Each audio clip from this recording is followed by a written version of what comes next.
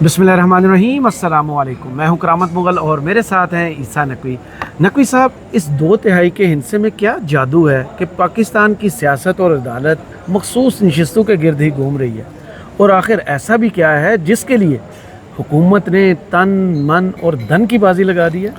देखें, अगर जब आप अपने आप से ये सवाल करते हैं कि आखिर 2 तिहाई अगर नहीं मिलती तो क्या हुकूमत बजट पास नहीं कर सकती? कर सकती है। क्या 2 तिहाई अक्सरियत के बगैर शहबाज शरीफ वज़ीर आज़म नहीं रह सकते? रह सकते हैं। क्या 2 तिहाई अक्सरियत के बगैर वज़ीरों की गाड़ियों से झंडा उतर जाएगा? नहीं उतरेगा। क्या 2 तिहाई अक्सरियत के बगैर आप कानून पास नहीं कर सकते? कर सकते हैं। क्या 2 तिहाई अक्सरियत के बगैर आप बैरूनी दौरे नहीं कर सकते? कर सकते हैं। क्या आप पुल का इफ्तिताह नहीं कर सकते? कर सकते हैं। क्या आप टेंडर पास नहीं कर सकते? करवा सकते। कोई ग्रांट नहीं दे सकते? दे सकते हैं। जब आप ये सब कुछ कर सकते हैं तो फिर 2 तिहाई अक्सरियत में कुछ तो ऐसा है सही कि हुकूमत और रियासत काले अंधे कुएं में इस वक्त उल्टा लटक कर चिल्ला काट रही है सही कि किसी तरीके से ये 2 तिहाई अक्सरियत मिल जाए। बल्कि किसी तरीके से नहीं, हर तरीके से, हर तरीके से, कोई भी तरीका है, हमें ये 2 तिहाई अक्सरियत चाहिए। तो जो इतना कष्ट उठाया जा रहा है कि मुस्तकबिल के 4 चीफ जस्टिस साहिबान को लाइन हाजिर किया जा रहा है, उनके खिलाफ बयानात दिए जा रहे हैं, उनसे लड़ाई मोल ली जा रही है, तो फिर कुछ तो है ना जिसकी पर्दादारी है। Justice Mansoor Ali Shah, justice Munib Akhtar, justice Ayesha Malik, अगर आप जस्टिस याया अफरीदी को शुमार नहीं करते तो, वरना याया अफरीदी भी, जस्टिस आयशा मलिक, जस्टिस शाहिद वहीद, लेकिन जो 4 कम अज़ कम ये हैं जिनके नाम गिनवाए हैं अदर दिन याया अफरीदी, ये तो उस 8 लोगों में शामिल है ना, उन जजेस में जिन्होंने ये फैसला दिया है। गोया के मिनहा कर दें आप जस्टिस याया अफरीदी का टेन्योर, जो गालिबन 1 साल और 1 माह बनता है तकरीबन, if I am not wrong, हो सकता है कि 1-2 माह आगे पीछे हो, तो 2031 तक के तमाम चीफ जस्टिस साहिबान से आप टक्कर ले रहे हैं, मत्था लगा रहे हैं, तो कुछ तो है। अब सबसे पहले देखें, इसमें मैं आपको बताता हूँ कि जो इस वक्त शहर इक़्तिदार की फ़ज़ाएँ हैं वो कुछ ख़बरें दे रही हैं, वो कुछ पता दे रही हैं कि इसके पीछे क्या कहानी, और ये पर्दा उठेगा जी। ये जो काला पर्दा है, ये अगर 2 तिहाई अक्सरियत आ गई तो फिर तो फ़ौरन ही खुल जाएगा, लोगों को पता चल जाएगा कि भाई इसकी कहानी क्या थी। हुकूमती थियरी क्या है? हुकूमत की थियरी ये है कि हमने चीफ जस्टिस काजी फ़ाइज़ ईसा का टेन्योर बढ़ाना है, या कुछ और लोग हैं सर्विसेज की भी बात कर रहे हैं, उसमें मौजूद लोग हैं, उनका टेन्योर बढ़ाना है। बिल्कुल ये कहानी जो है ना, ये स्मोक स्क्रीन है। अच्छा। ये स्मोक स्क्रीन है जो बनाई गई है, जो बताने के लिए कि जनाब ये तो इस वजह से है। ऐसा बिल्कुल भी नहीं है। देखें, सबसे पहले तो हुकूमती थियरी को आप परख लें। हुकूमत कह रही है कि हमने चीफ जस्टिस का टेन्योर बढ़ाना। देखें, पाकिस्तान के आइन के मुताबिक सिर्फ 2 ओहदे ऐसे हैं जिनकी उम्र की हद मुअय्यन है जी, 65 साल। 65 साल के होंगे तो रिटायर हो जाएंगे, ऑडिटर जनरल ऑफ पाकिस्तान और चीफ जस्टिस ऑफ पाकिस्तान। सही। इसके अलावा किसी भी शख्स की जो एज लिमिट है वो कैप आइन के तहत नहीं हुई भी, सही, कानून में हो सकती है। तो कानून तो तब्दील किया जा सकता है सिंपल एक्ट ऑफ पार्लियामेंट से, यानी अगर 100 लोग मौजूद हैं, 51 लोग वोट डालें और 51 लोगों के वोट से वो कानून बन जाएगा और कानून पास हो जाएगा, और कानून पास होने की सूरत में आप उनकी सर्विस की एज में, तरीक़ा कार में, उसमें रद्द बदल कर सकते हैं। आप आर्मी एक्ट तब्दील कर सकते हैं, आप एयरफोर्स का, आप नेवी का, आप दीगर जो ओहदे हैं जिसका भी आप बढ़ाना घटाना चाहें। तो क्या चीफ जस्टिस ऑफ पाकिस्तान, एक ऐसे चीफ जस्टिस जिनकी सूरत हाल इस वक्त सुप्रीम कोर्ट ऑफ पाकिस्तान में ये है कि वो हुकूमत की मर्ज़ी या मंशा के मुताबिक पर से, फॉर एग्ज़ाम्पल, कोई मुकदमा भी नहीं फिक्स कर सकते, रिव्यू पिटीशन भी नहीं लगा सकते, बेंच भी नहीं बना सकते, उसके लिए भी वो मोहताज है नीचे वाले 2 जजेस के। तो उन चीफ जस्टिस को 3 साल के लिए एक्सटेंड करना क्या हुकूमत का टारगेट हो सकता है कि वो कुएं में उल्टा लटक जाए, चिल्ला काटे, और दीगर जो जज साहिबान हैं या चीफ जस्टिस साहिबान हैं फ्यूचर के, उनके साथ एक हेड ऑन कोलिजन ले ले, उनको ज़मीर बिके हुए करार दे दे, आहनी हाथों से निमटने की धमकी दे दे, उनको जो है वो लिंक्ड ज़मीरों वाला टोला करार दे दे, ये सब कुछ कर सकती है, ये सेंस नहीं बनाता। सही। और अगर मामला ये है कि आपने जुडिशल पैकेज में जजों की मरात जो है वो तब्दील करनी है, बढ़ानी है, आपने किसी की 1800 सीसी गाड़ी को 4500 सीसी बनाना है, आपने किसी की नॉर्मल गाड़ी को बुलेट प्रूफ गाड़ी में कन्वर्ट करना है, आपने किसी के घर की साइज़ को, प्लॉट के साइज़ को जो है वो आपने सी कैटेगरी से जेड कैटेगरी में डालना है या A++ कैटेगरी में डालना है, उसके लिए भी आपको आइन तब्दील करने की ज़रूरत नहीं है। आपको उनकी तनख्वाहें तब्दील करने के लिए भी आइन की ज़रूरत नहीं है। तो आइन वाली ये जो कहानी है ना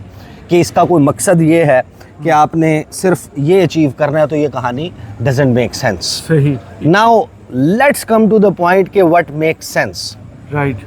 और ये वो फिल्म जो चलेगी, ये वो थियरियाँ हैं जो इस वक्त मैं आपको बता रहा हूँ कि इस्लामाबाद वफाकी दारुल हुकूमत शहर इक़्तिदार के सर्कल्स में, इन्फॉर्म्ड सर्कल्स में, लीगल सर्कल्स में और पॉलिटिकल सर्कल्स में डिस्कस हो रही हैं कि ये प्रोबेबिलिटीज़ हैं, ये वो मुमकिना चीज़ें हैं जो अचीव हो जाएंगी या हो सकती हैं 2/3 अक्सरियत की सूरत में। राइट। एक चीज़ जहन में रखिएगा कि यहाँ पर कुछ लोग समझते हैं कि ये जो जजेस हैं ना, सुप्रीम कोर्ट में कुछ जजेस हैं, फिर इस्लामाबाद हाई कोर्ट के तकरीबन सारे जजेस हैं अदर देन चीफ जस्टिस, फिर लाहौर हाई कोर्ट में, पेशावर हाई कोर्ट में, सिंध हाई कोर्ट में, बलूचिस्तान हाई कोर्ट में कुछ जज साहिबान हैं जो ढोले हैं। तो कहते हैं ना, ढोला होता है तो रोला होता है। हाँ। वो कहते हैं कि ये ढोला होसी तो रोला भी होसी, ना होसी ढोला ना होसी रोला है ना ना ढोला होसी ना रोला पोसी। हाँ। वो वाली कहानी है। लेकिन अगली थियरी के ऊपर आ जाते हैं ना, जो हुकूमती थियरी है उसके बाद क्या थियरी है। उसके बाद वाली थियरी हमें ये कहती है कि सिंगल लार्जेस्ट पार्टी, देखें असल मामला वो कहते हैं कि 2/3 का नहीं है, सिंगल लार्जेस्ट पार्टी जो है ना वो मुस्लिम लीग नून रहनी चाहिए, ताकि हक के हुक्मरानी रहे कि मुस्लिम लीग नून का है। सही। अच्छा, ये भी टू सम एक्सटेंट हो सकता है, एक जो इस वक्त मार्केट में है ये भी बिल्कुल बात मौजूद है कि भाई कल को अमेरिका से, बरतानिया से, यूरोप से, आकाओं से को प्रेशर आता है कि भाई ये आपकी क्या जमहूरियत है कि आपके जनाब माइनॉरिटी जो जिन लोगों को अवाम ने हक हुक्मरानी नहीं दिया, सबसे ज़्यादा वोट नहीं दिए, और फिर साथ में एडिशनली कोई ट्रिब्यूनल्स के फैसले आ जाते हैं जजेस की तरफ से, तो वो थोड़ा सा और स्ट्रेंथ पकड़ लेते हैं। किसी का चेंज ऑफ हार्ट हो जाता है सियासी जमात का, और वो जाकर पीटीआई के साथ मिल जाती है, तो फिर तो बिल्कुल ही कहानी तब्दील हो जाएगी। तो उनको भी, यूरोप को, अमेरिका को, या उनको भी सेटिस्फाई करने के लिए कि नहीं भाई देखें सिंगल लार्जेस्ट पार्टी तो हम हैं, इमरान खान की पार्टी तो नहीं है। वो उसी सूरत में होता है अगर मखसूस नशिस्तें खान की पार्टी को ना मिलें और इनको मिल जाएं, और वो भी ये इस सूरत में भी अचीव हो सकता है कि अगर वो 2 हिस्सों में डिवाइड हो जाए, आधे लोग चले जाएं सुन्नी इत्तेहाद काउंसिल के साथ, ये जो 41 हैं उनके हिस्से की नशिस्तें सुन्नी इत्तेहाद काउंसिल को मिल जाएं और बाकी पीटीआई और पीटीआई वालों को मिल जाए, फिर वो नहल कर दिए जाएं कि पार्टी चेंज की है, जैसे इख्तिलाफी नोट में लिखा गया। अब ये हो गया जनाब ये सिंगल लार्जेस्ट पार्टी वाली थियरी। अगली थियरी आती है कि 2022 में तो उस तरीके से नहीं, लेकिन 2023 और 2024 में कुछ ऐसे काम हुए हैं जिनमें जो अट्रैक्ट करते हैं आर्टिकल 6 को। सही। तो मुस्तकबिल में किसी स्टेज के ऊपर हालात कब पलटा खा जाएं, तो ये जो इलेक्शंस डिले हुए फ़लाँ तरीके से, फ़लाँ तरीके से और फ़लाँ तरीके से, या वो काम हुआ, या निगरानों को आपने एक्सटेंड भी किया, तो निगरानों को आपने सेटअप में आइन के आर्टिकल 221 के खिलाफ वर्जी करते हुए आपने उन्हें अपकमिंग सिस्टम का बेनिफिशियरी भी बना दिया। एक को सीएम बलूचिस्तान भी बना दिया, एक को वज़ीर दाखिला बना दिया। तो इस सब को आइनी कवर 2/3 अक्सरियत से दिया जा सकता है। सही। आपके पास 2/3 अक्सरियत है, आप आइन में इसको कवर दे दें, आप बिल्कुल ये काम कर सकते हैं। एक ये थ्योरी है कि बहुत सारी चीज़ें हैं भाई करनी होती हैं, उसकी वजह से हो सकता है। फिर एक थ्योरी ये है कि ये जो ढोले हैं, ये जो तंग कर रहे हैं, इन्होंने जनाब हमारे लिए बड़ा मुश्किल बना दिया है, और ये मुमकिना तौर पे सब क्लॉज कर लें नेक्स्ट थियरी की, वो ये कि 8 फरवरी के इलेक्शन को खोल सकते हैं। काजी साहब जाएंगे, वो जो ख्वाजा आसिफ साहब ने जिस गोशियाँ सुनी जा रही हाँ जिस उसका इजहार किया कि जनाब ये तो जाएंगे काजी साहब और मंसूर अली शाह आएंगे तो फिर 8 फरवरी की पिटीशन लगेगी, 8 फरवरी का इलेक्शन खुल जाएगा, तो खुल जाएगा तो फिर हम घर चले जाएंगे, तो हुकूमत नो निबड़ लेंगे, ये तो निबड़ लेंगे हुकूमत से। तो ये जो थियरी है ना, देखें इन एनी केस जो 8 फरवरी का इलेक्शन है उसमें अगर तो हुकूमत के पास रसीदें पूरी हैं और फॉर्म 45 पूरे हैं और जेन्युइन है, तो इनको कौन छेड़ सकता है? ये है नहीं ना, अब वो नहीं है तो ये तो तलवार लटकती रहेगी। लेकिन नहीं, फिर उसके बाद शुरू होती है ख़तरनाक थियरी। सही, वो हैं जो दो, असल है। जो दो हैं। एक थियरी ये है कि ये जो ढोले हैं, इन ढोलों ने काम रोलों वाला शुरू कर दिया। अच्छा। और शहबाज शरीफ तो अच्छे हैं, शहबाज शरीफ तो घूम जा तो घूम जा, झूम जा तो झूम जा, वो तो जैसे सिट, यानी कि स्टैंड, जो मर्जी कर लें। स्टैंड। तो इन जजेस के लिए क्या किया जाए? ये तो आइन की तशरीह का मामला आता है, सियासी नौयत का मुकदमा आता है, तो कंट्रोल ही नहीं होते। चलें जी, एक अलहदा से कोर्ट बना दीजिए, फेडरल कोर्ट बनाएंगे। मौजूदा सुप्रीम कोर्ट टैक्स के मामलात, फौजदारी, अपीलें, उसके बाद घरेलू नाचाकी झगड़े, उसके बाद कोई इंतज़ामी छोटे मोटे मामलात, ये मामलात देखें मंसूर अली शाह, मुनीब अख्तर, अतर मिनल्ला, बिल्कुल आयशा मलिक, शाहिद वहीद, याह्या अफरीदी, जमाल मंदोखेल, ये जितने भी हैं सारे, ये देखेंगे ये मामलात। सही। हम बनाएंगे एक फेडरल कोर्ट अपनी को, और और उस फेडरल कोर्ट में जाहिर है कि फिर जज नए भर्ती होंगे और सब कुछ होगा, तो फिर वो आप वहाँ पे सुनेंगे जनाब आइन की तशरीह के मामलात, सियासी मुकदमात, ये सारा कुछ वहाँ पे होगा। और फिर लास्ट थियरी जो इस वक्त शहर इक़्तिदार की फ़ज़ाओं में घूम रही है वो ये है कि भाई फेडरल कोर्ट बनने से ढोले तो ख़त्म नहीं होंगे, नवे रोले ना शुरू हो जाए, तो है।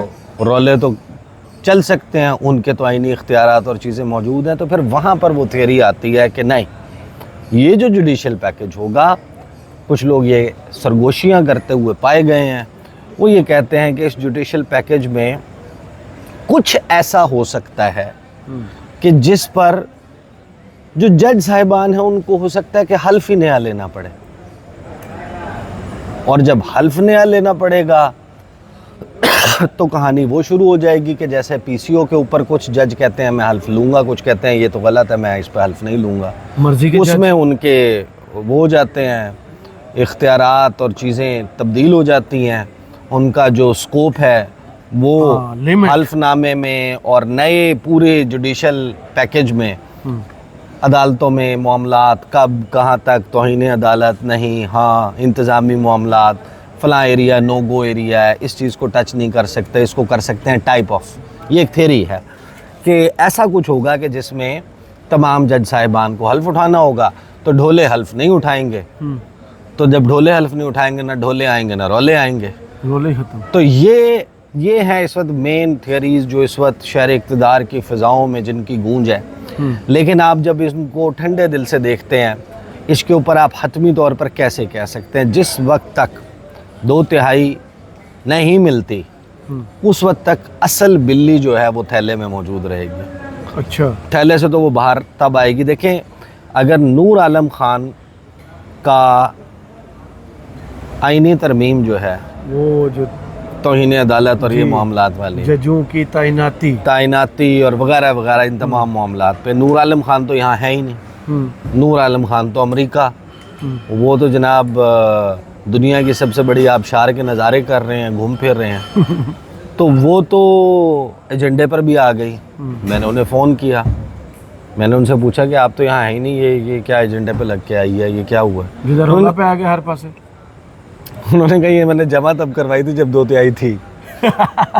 मंसूर अली शाह के ओवर एंड अबव सीट्स मुअत्तल सरप्राइज था, सही। इलेक्शन कमीशन का वकील और सारे, मैं कोर्ट में रूम में मौजूद था, हम सारे शशदर थे।